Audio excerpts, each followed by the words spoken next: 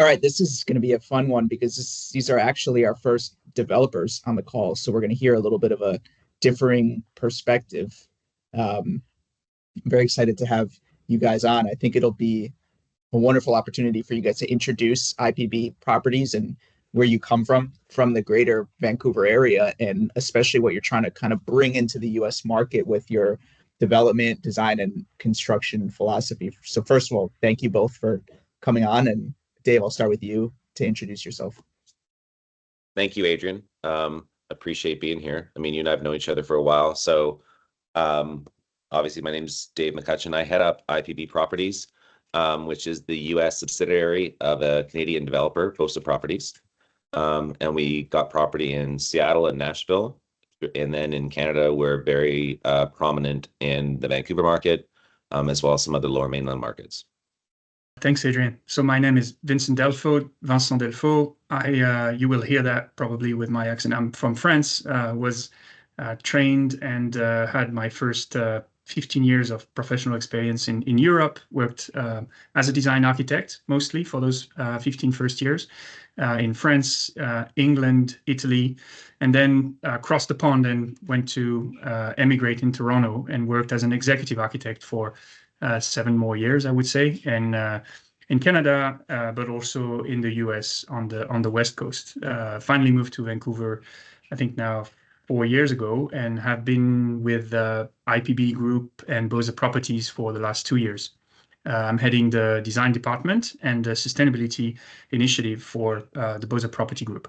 It'll be really interesting hearing the differing perspectives between the design side of things from Vincent and then the construction side of things from Dave, because Dave's predominant experience is on the construction management and general contracting side of things. So it'll be very interesting also to hear Vince's perspective on sort of the US or North American market as a whole, since he started from over the pond. But we talk a lot about on this podcast, the differences between the European and American market, especially as it relates to significance or impact around facades. But really, what were some of the biggest surprises that you guys have seen between, I'll say, the Canadian and American market? I'll say I think Canada is a little more progressive than we are in terms of some of the stringency around codes and some sustainability initiatives. So maybe it wasn't as much of a stretch when you went down to Seattle, because Seattle is probably one of the most progressive cities that we have, but there had to have been some big surprises when you went down to Nashville. So what are some initial things that stood out to you? I was going to say, I mean, from my perspective, Adrian, like the biggest thing is,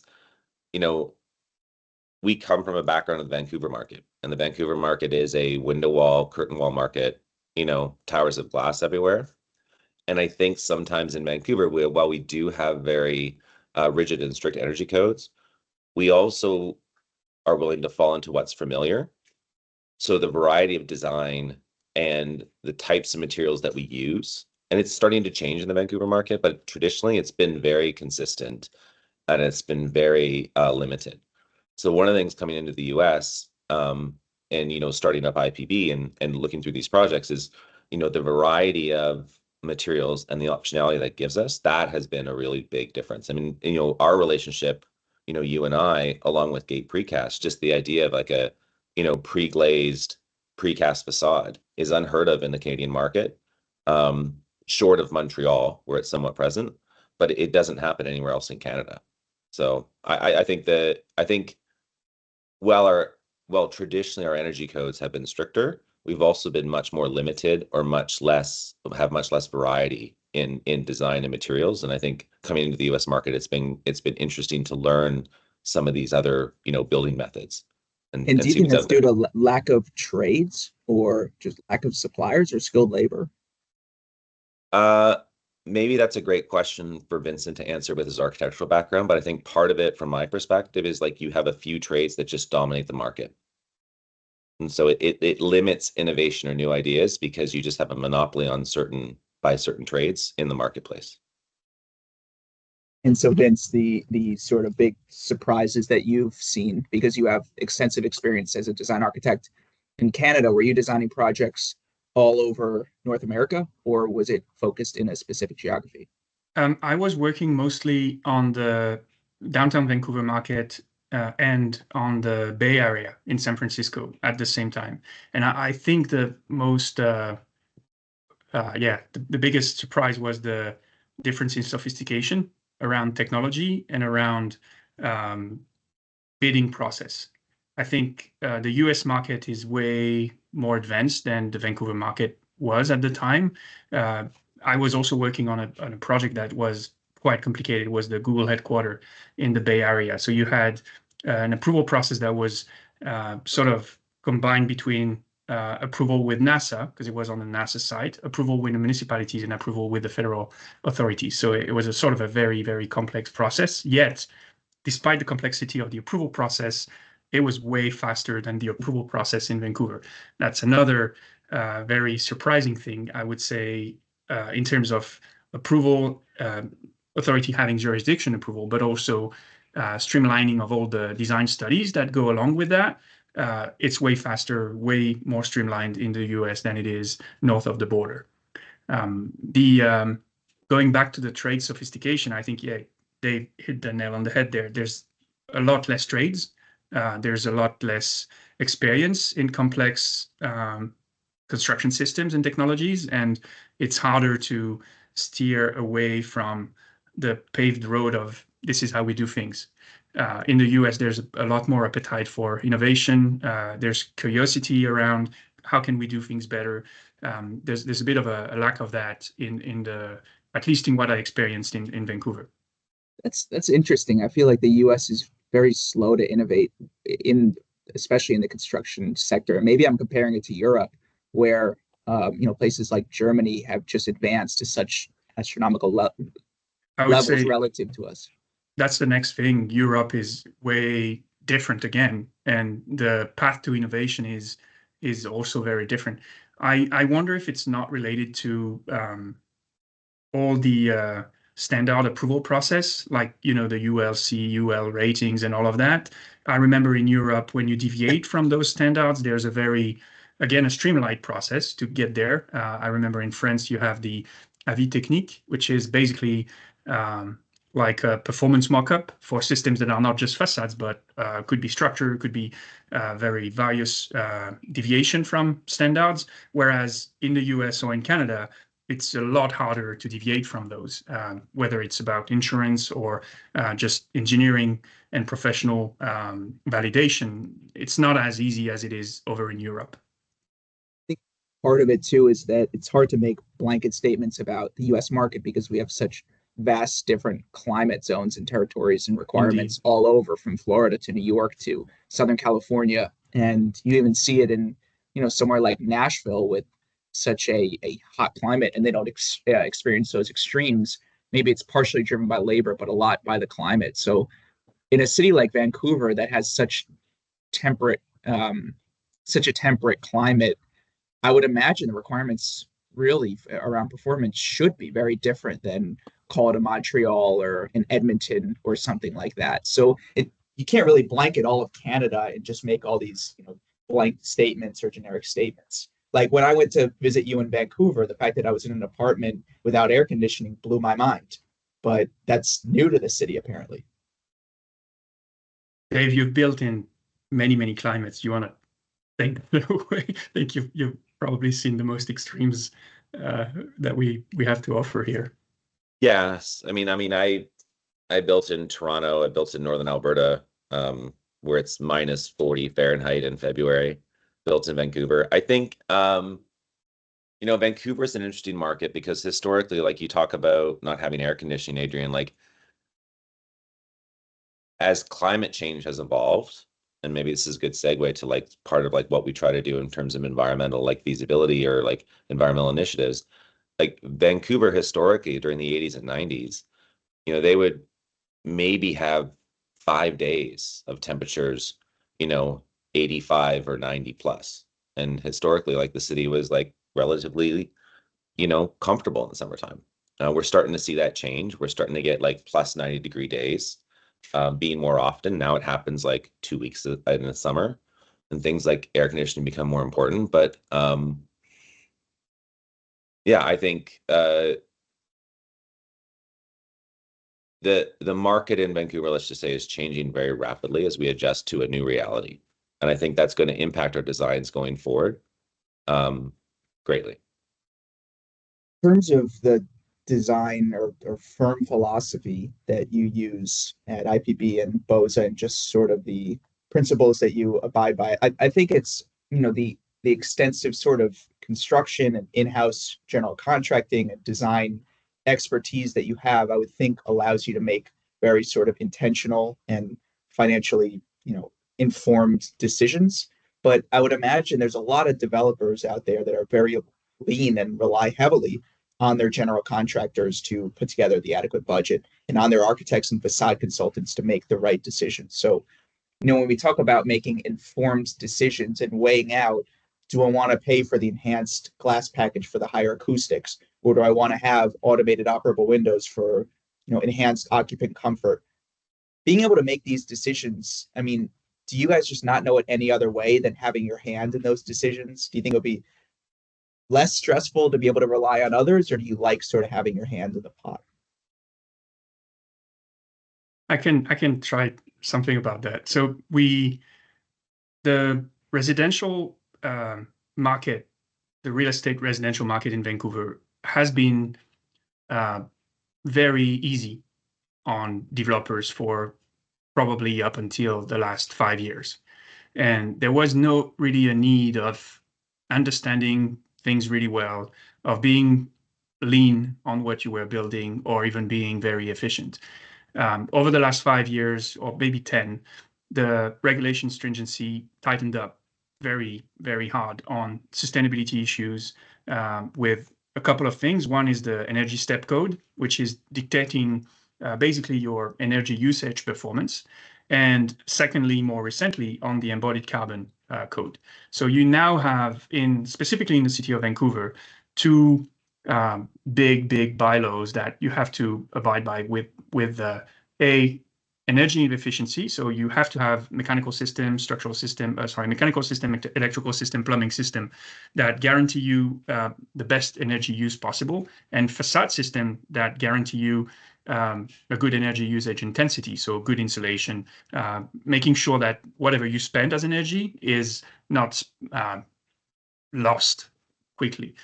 Those two, I think, dictate more sophistication, and you cannot make an informed decision or really guesstimate, because they have a huge cost impact, either on mechanical system side or on the facade side. But what you just said about it has to be qualified as, good performing mechanical systems, or, the EUI of the facade has to be good. Is that measurable? What standard are you comparing to? Or is there a benchmark you're working against? There's thresholds. So you have values that you need to perform. And there's, as you know, a fine balance between those two to meet the requirements of what we have called the step code until you get to a net zero operating building. So we slowly, year after year, become more and more constrained with the EUI and the performance of the mechanical and electrical systems. And we have to be better and better every year. Going better and better implies that your facade is better performing, that you spend, therefore, a lot more money on the facades, or a lot more money on the electrical and mechanical systems. And I think the sophistication that was lacking before has to run twice as fast to catch up to that. So I believe having education within our groups around these help a lot, because you can very easily get lost in the recommendation of either consultants or the trades who, by the same mean of the market not having to perform really well before, didn't really have to perform that well before. So they were not that well educated about all of that. So I think getting the groups that are capable of understanding and making good decisions in that field are critical for the performance of a developer. There's two, I won't say competing, but there's two ideas that run in parallel. So, Vincent has touched on the legislative aspects of energy performance and what we're required to do. And I think one of the areas where Vincent's team at IPB really helps me, heading up the business and trying to develop Nashville, is the other side of it is what is important to our customer. So like we're in Vancouver, we're held to very high standards in terms of energy performance, and in Nashville, we may not be. There is another side of it, which is like what is important to our end user and what do they value. But I think one of the things that we try to do very consciously, and you've heard me talk about this as we've had our discussions about the building that we're building together in Nashville, is like, you know, I hate to boil, I don't mean to boil it down to economics, but it's like, what will the customer pay for? And so, we know we want to add a level of sustainability and environmental consciousness to our buildings, but we want to do so in a way that's meaningful to our tenants that they value. So that may be automatic blinds that close at a certain point in the day to protect from, heat effect. It may be any number of things like, but I think one of the things that we try to do as a developer is be very conscious in targeting where those features are and what provides value to the end user. Well, that's what I like that part because I'll just say it crudely. I've never really met anybody, although they might be, subconsciously want to make the best environmental decision. Never met anybody that was willing to spend more on an apartment via rent or buy because it was LEED gold instead of LEED silver. And so at the end of the day, the reality is, we want to build more consciously and be aware of these decisions, but ultimately it has to be something that's going to resonate with the end user. And it's very hard to, I ask people all the time, they have these new passive house buildings out there and it's better occupant comfort, better, air quality, and that's relevant after COVID, and lower utility bills. But it's like collecting that data from the tenants and from the users. And what I like is because you guys develop, you're an owner operator, you can look back at a building like rent and do surveys and ask the customers and see what works and what doesn't, and then just continue to iterate and improve upon that. So what's that process been like for Nashville in terms of gathering data, especially being in a new city and trying to understand really what the end users want or what they're willing to pay for, not today, but in 3 years from right now when the building's built? Yeah, I mean, we have a very strong customer team that looks at the market and does a lot of like focus groups and research in terms of what's important to our end user, combined with individuals like Hastings Architecture, who's our architect in Nashville, who can help inform us on what's important to the market. Like, I think we spend, it's interesting. You and I were talking about, there was a panel in Nashville a few weeks ago that I was speaking on and a bunch of other industry people were on. And, I heard everyone on the panel talking about where interest rates were, where lending rates were going, where finance rates were. What I didn't hear was a lot of people talking about what is the customer value and where's the customer segmentation going and who's going to be our renter in the future in Nashville, and how do we align ourselves with that changing demographic. So I think one of the things that as a company we focus on that maybe allows us to separate ourselves is like we focus very, very specifically on like who is that customer, where is that demographic going, and what's changing. Yeah, I'd add to that, to go back on your sustainability question, is it's very hard to understand all of the sustainability issues today. And it's very hard to understand what the problem is going to be in 3 years, or let alone 3 years, even say 6 months. So I think you have to be comfortable knowing that and understand that you will not be able to solve all issues. And the decisions that you're making today might not be the good one for tomorrow, because all of that world of being environmentally friendly or performing well for the environment, who is another customer of ours somehow, is not we won't have the silver bullet. And we can try to make decisions, I think, today that are relevant to maybe 6 months from now, but no further. So you're trying to future-proof your buildings. You're trying to make the best for the people that are going to inhabit it in terms of energy usage, in terms of as you were saying, David, the quality of air, their comfort, and one of the areas that we started from the get-go is actually cutting the low-hanging fruits of what the customer don't value. So one of the key things in sustainability is the most sustainable thing you can do is not build. And we started there. We're trying to shave off all the inefficiencies that you can find in a building. We are studying our properties and our projects under the lens of very design-oriented metrics that I don't think I've seen other developer do in any market, to be honest with you, except maybe for the commercial real estate market, and trying to eliminate the things that people don't value and that cost a lot of either carbon or energy to be able to build them or operate them. The other thing we're trying to do is going back to that economic thing is try to benefit from all of those constraints. So looking at sustainability initiative as actual commercial or economical opportunities. And I think that's one of the lessons that we're learning is there's a great commercial opportunity in all of those discussions. So the sustainable finance is catching traction. The whole financial world is really looking at the environmental issues with let's invest money in that. And we believe that there's money to be made and there's money to be made for us, but there's also money to be made or saved for our customers. And I think that's where we're trying to go with it is future-proof our properties so the people who live in it can potentially benefit from that future-proofing and see long-term value in the properties that we develop. So this is not necessarily the direction I wanted to go, but let me sort of ask this question. Really, as a developer, you should have subcontractors and general contractors pitching you systems, means, and methods that are going to make your building more efficient and vice versa. Do you think the system is setting you up for success? I mean, you're a developer. We want you to build. We want the construction activity to stay, active and strong and healthy, and people want to see more buildings. So, I mean, in short, do you think you're set up for success? Do you think the financing and, sustainable loans and spending is positioning you to be successful? Bluntly, I don't think so.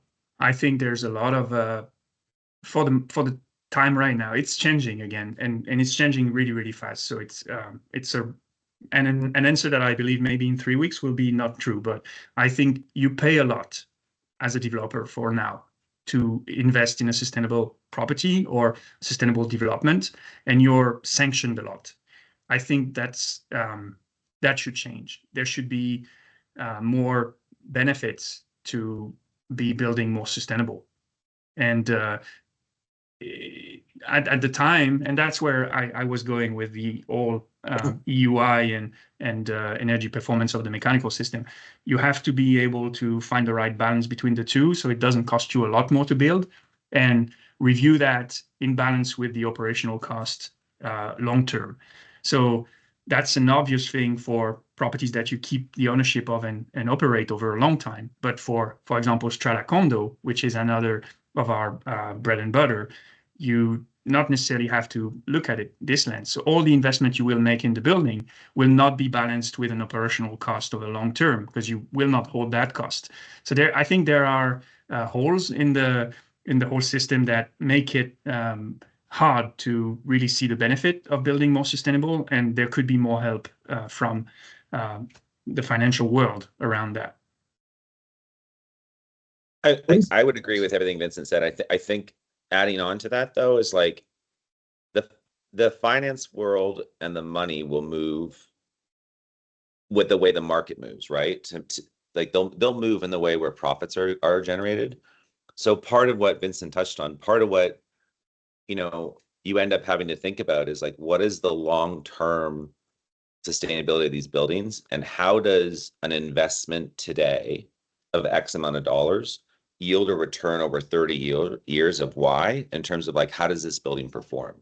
And I think one of the shifts that you're going to see in the developer community is there's an increased awareness, especially over the last few years, about, we have these performas for these projects, but spending more today, right, is actually worth it if we look at what's the life cycle of this building and what's the operating cost of this building and what's our NOI going to be over a 30-year term. And you're seeing the market and you're seeing people shift in that thinking. And you're going to see the money shift that way too.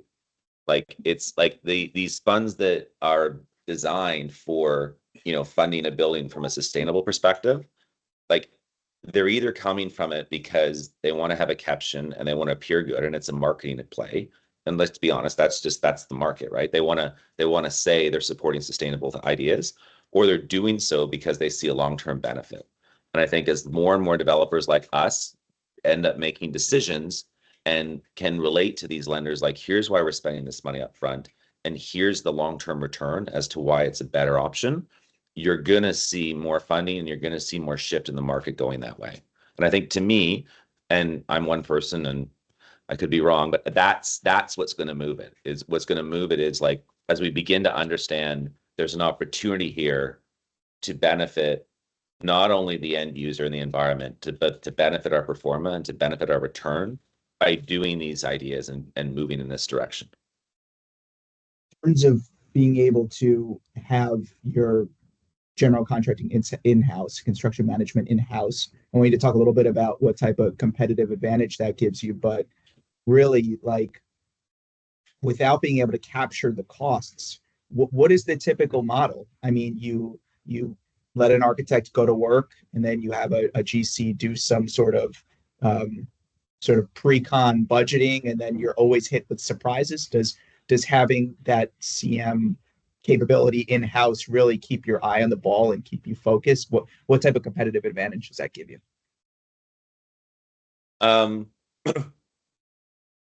It's definitely an advantage to us because we're closer to the numbers and the economics. I would say what having an in-house GC allows us to do too is to get more real-time feedback in the design decisions that we're making. And I would say a bigger aspect of that too is, like, our approach to buildings. So, like, Vincent and I have just spent a fair amount of time talking about a property we have here in Seattle. And our conversation started with, we want to spend this much per square foot. We want to have this much residential efficiency. We want to have this much. Our core should be no larger than X. Our floor plate should be no larger than Y. So I think while the in-house GC allows us to respond rapidly and quickly to pricing decisions based on design, I think it comes in turn with, designing these buildings with a very clear set of design metrics up front. It's very refreshing, to have, like, Vincent and his department in the room, and we're working with Perkins and Will here in Seattle right now. But we were able to sit in a room with them and say, here's all the design metrics you're going to build to. Now go show us a building. And I think that saves a tremendous amount of time as we move through the process, because we're not iterating and changing and going through this back and forth. Like, we're able to say, this is the sandbox, or this is the field that you're playing in, and now design to these constraints. And then within those constraints, you're right, we're able to then go to our in-house GC and get very real-time, very quick pricing information that allows us to pivot or make decisions very quickly.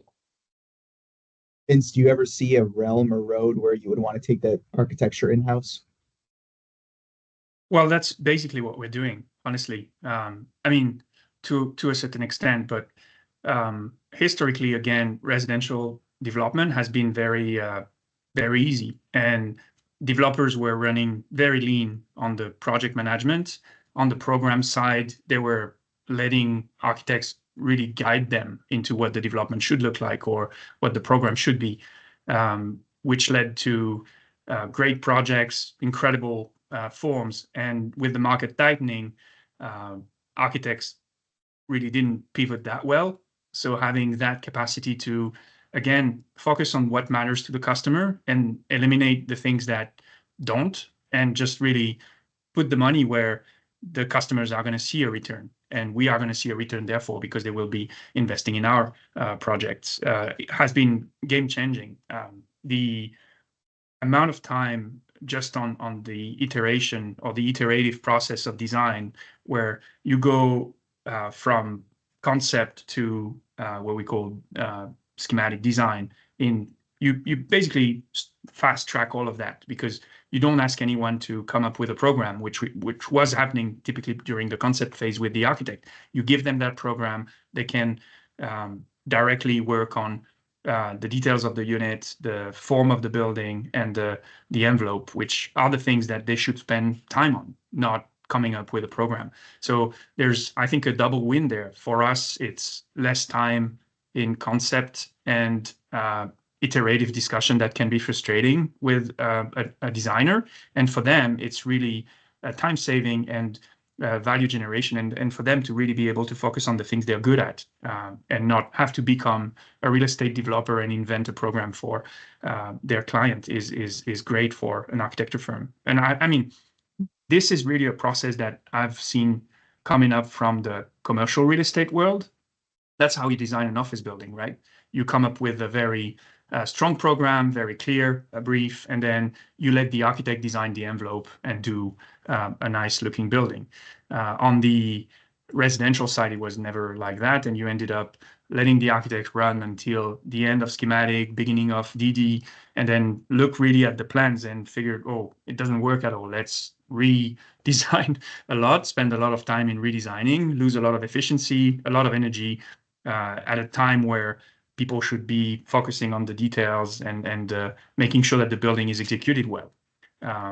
That's where the design group strength is now, I think, is just giving a very clear brief to expedite all of that and make sure that we focus on the detail that matter. I just was going to say too, though, I think the other difference, and I'm not saying this because it's your podcast, Adrian, but the other difference is, like, if you think about our project in Nashville, we had yourselves and Gate Precast in the room before we even had a tower design.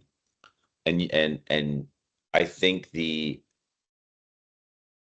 for me, there was a lesson learned, and there was a very clear appreciation in terms of, like, having you gentlemen in the room up front and being and in that, like, concept phase where we talked about what does this building want to be, and then yourself, and Mo from Gate being able to say, hey, what about we try this, or we've got this product, we could do this. And I remember, like, one of the early conversations that we had about our project in Nashville was around, like, how do we address natural light? Nashville has a lot of sun, but how do we also, what's the number of operable windows? How do we address that? How do we address balconies? How do we address light?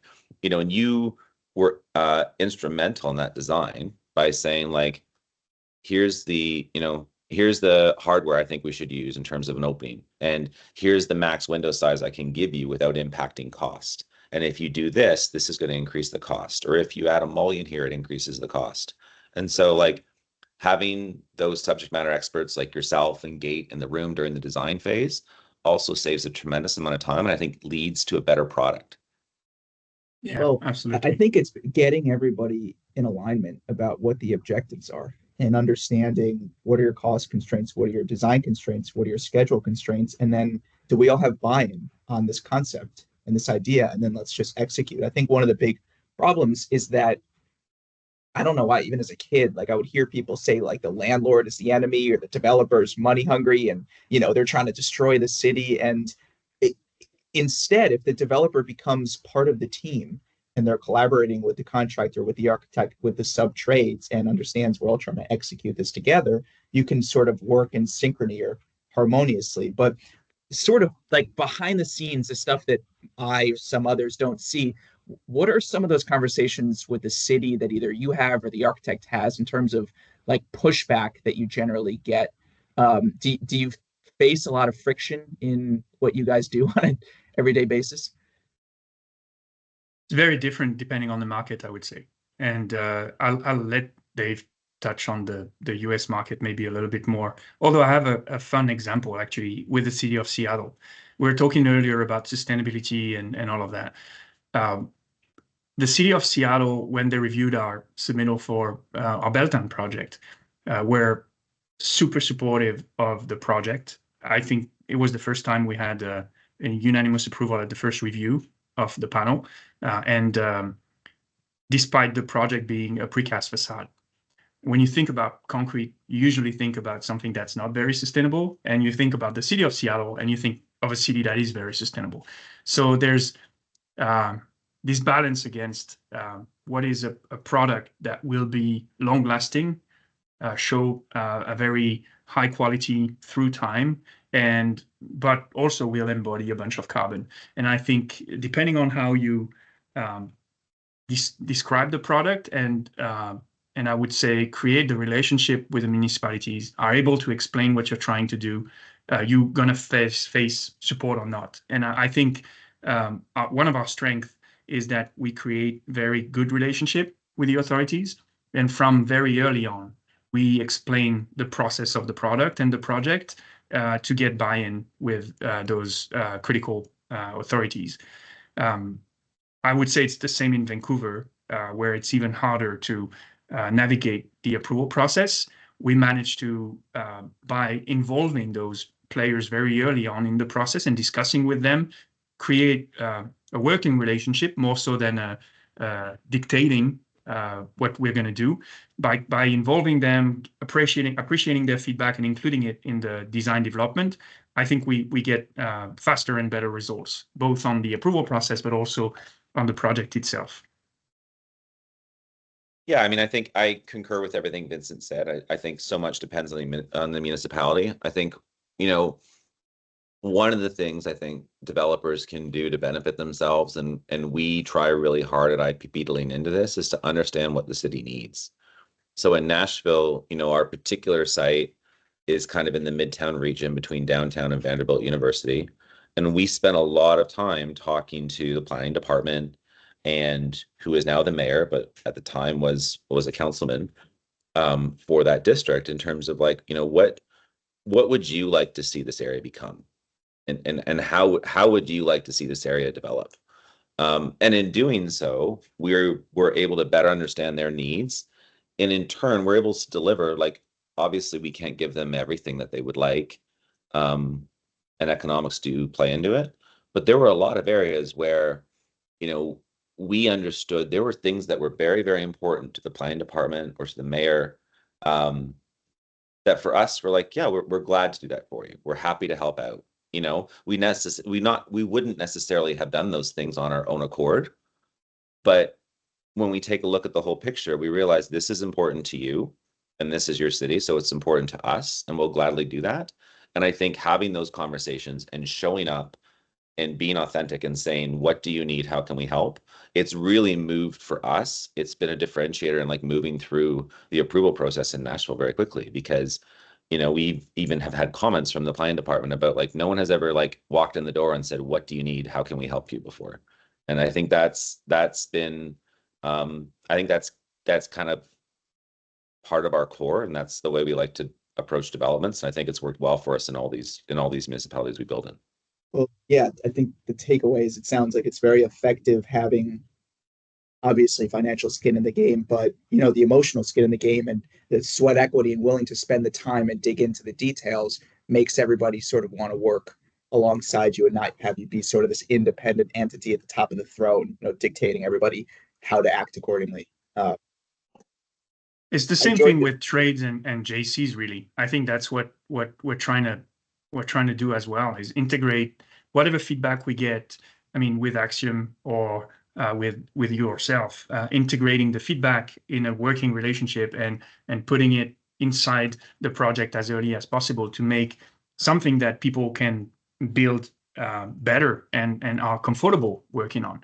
It's just as well, it sounds simple, but it's actually very, very rewarding to do that.